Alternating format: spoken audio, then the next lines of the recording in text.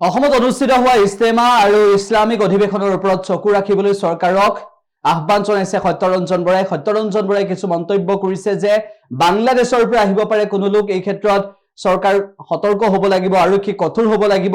এই সন্দৰ্ভত সত্যৰঞ্জন বৰাই কেইবাটাও বিস্ফোৰক মন্তব্য কৰিছে। এই দুদিনমানৰ পৰা বাতৰিসমূহত দেখা পাই আছোঁ যে অসমৰ চৌদিশে ইস্তেমা মানে ইছলাম ধৰ্মাৱলম্বীৰ যিটো অনুষ্ঠান বা অধিৱেশনৰ নিচিনা যিটো অনুষ্ঠান সেইবোৰ আয়োজনৰ ব্যৱস্থা কৰা হৈছে।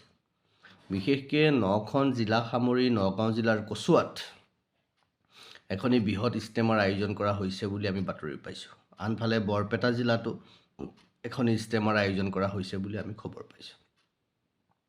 এতিয়া কথা হ'ল, ইস্তেমা কৰক, আমাৰ ক'বলগীয়া নাই।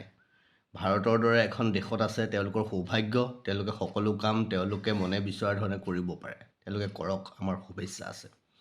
কিন্তু অসম চৰকাৰলৈ, মাননীয় মুখ্যমন্ত্ৰী মহোদয়লৈ আমি এইটো আহ্বান কৰিম, এনেকুৱা ধৰণৰ ইস্তেমাতেই হওক, যিকোনো ধৰণৰ ইছলামৰ ধৰ্মীয় সভাত কোনো এজন বাংলাদেশী মূলৰ বা বাংলাদেশৰ সমৰ্থক মৌলানা মুফতিয়ে যাতে অংশগ্ৰহণ কৰিব নোৱাৰে, তাৰ প্ৰতি চোকা দৃষ্টি ৰাখিব লাগে।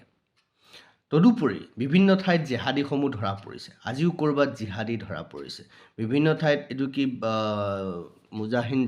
হিবজুল মুজাহিদিনৰ বিভিন্ন ধৰণৰ সদস্য ধৰা পৰিছে।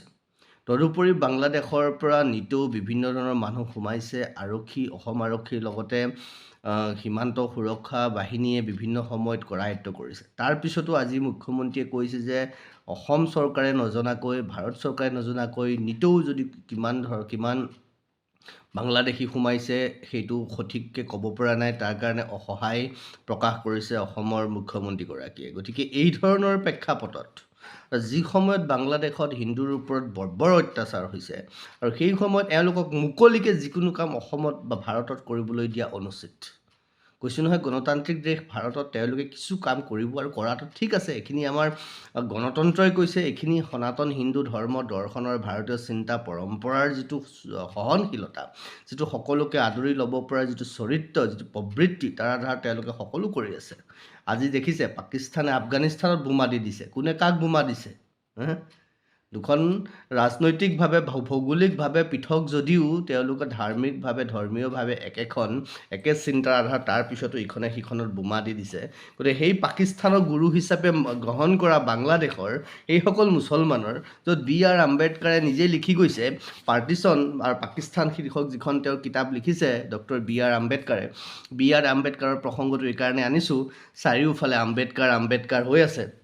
সেইকাৰণে আমিও ভাবিলোঁ, আমিওনো কিয় পিছ পৰি থাকোঁ, আমিওনো কিয় আম্বেদকাৰৰ নাম নোলোৱাকৈ থাকোঁ, নহয় জানো? যিজনে ভাৰতৰ দেশৰ সংবিধান ৰচনা কৰিছে, তেওঁ ভাৰতৰ পাৰ্টিশ্যনৰ ওপৰত লিখা গ্ৰন্থত তেওঁ কৈছে যে মুছলমান কেতিয়াও ভাৰতৰ প্ৰতি দায়বদ্ধ হ'ব নোৱাৰে। হ'ব নোৱাৰে। সেইকাৰণে প্ৰতিটো ক্ষেত্ৰত তেওঁলোকে ভাৰত বিদ্বেষী মন্তব্য কৰে, ভাৰত বিৰোধী কাম কৰে, ভাৰতীয় সভ্যতা সংস্কৃতি, ভাৰতীয় পৰম্পৰা, ভাৰতীয় চিন্তা, ভাৰতীয় দৰ্শন, আনকি ভাৰতীয় সংবিধানকো তেওঁলোকে নস্যাৎ কৰে, প্ৰতিটো মুহূৰ্তত কৰে, প্ৰতিটো শব্দ বাক্যত কৰে। আজান দিয়াৰ লগে লগে যিবোৰ শব্দ বাক্য তেওঁলোকে প্ৰয়োগ কৰে, তাতো প্ৰতিটো ছেকেণ্ডত তেওঁলোকে ভাৰত বিৰোধী কৰ্ম চিঞৰ বাখৰ কৰি পেলাই কৰে। ইস্তেমাতো তেওঁলোকৰ ভাৰত বিৰোধী কথা কৰ্ম থাকিব। গতিকে সেইবোৰ খুব গুৰুত্ব সহকাৰে বিবেচনা কৰিব লাগে, নিৰীক্ষণ কৰিব লাগে।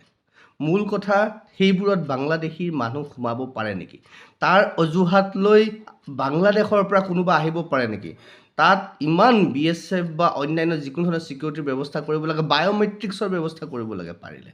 কাৰণ আধাৰ যিসকলৰ আছে তেওঁলোকৰ বায়'মেট্ৰিক্স আছেই।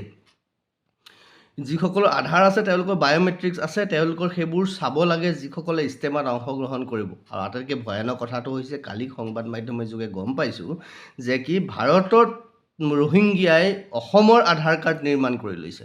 এইবোৰ কাম কোনে কৰিছে? সেই অসমৰ বিষয়াসকল কোন? অসমৰ বিভিন্ন ঠাইত যেতিয়া মুছলমানে জোৰ জবৰদস্তি হিন্দুৰ মাটি কাঢ়ি লৈছে, সেই চাৰ্কুল অফিচাৰখিনি কোন?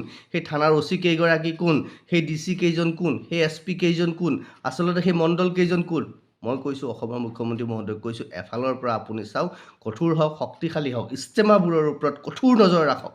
এই ইস্তেমাবোৰত, বৃহৎ ইস্তেমাবোৰত তেওঁলোকৰ ক'ৰ পৰা মানুহ আহে, তেওঁলোকৰ ধন ক'ৰ পৰা আহে, তেওঁলোকে কোনে তেওঁলোকক সহযোগ কৰিছে, আৰু তদুপৰি বাংলাদেশৰ পৰা কোনো কাৰণত কোনো ধৰণৰ মৌলানা মুফতি বাংলাদেশৰে হওক বাংলাদেশৰ সমৰ্থকে হওক এজনো যাতে আহিব নোৱাৰে তাৰ প্ৰতি কিন্তু কঠোৰ চকু ৰখাৰ লগতে বাংলাদেশৰ মূলৰ সকলো বস্তু নিষিদ্ধ কৰাৰ এক সিদ্ধান্ত অসম চৰকাৰে গ্ৰহণ কৰক আমি সেইটো অসম চৰকাৰলৈ আহ্বান কৰিছোঁ যোগ্য সমাজে এইটো বিবেচনা কৰক অসমৰ সংবাদ মাধ্যমকো কৈছোঁ আপোনালোকে এই বিষয়টোৰ ওপৰত নজৰ ৰাখিব চকু ৰাখিব সমাজৰ যোগ্য শ্ৰেষ্ঠ থকা মুছলমানসকলকো কৈছোঁ আপোনালোক ভাৰতত জন্ম হৈছে ইয়াৰ মাটি পানী বায়ুৰ দ্বাৰা আপোনাৰ তেজ মাংস শৰীৰ গঠন হৈছে গতিকে ইয়াৰ প্ৰতি যদি আপোনালোকে বিৰোধগাৰ দেখুৱায় ইয়াৰ প্ৰতি যদি আপোনালোকে বিচ্ছিন্নতা ভাৱ পোষণ কৰে তেতিয়াহ'লে তাৰ পৰিণাম পাব আৰু পৰিণাম পায়ো আছে হয় গতিকে আপোনালোকে সেইটো কথাখিনি ক'লোঁ বাকী কথা অসমৰ ৰাইজে নিজে বিবেচনা কৰিব যিকোনো খবৰৰ বাবে যোগাযোগ কৰক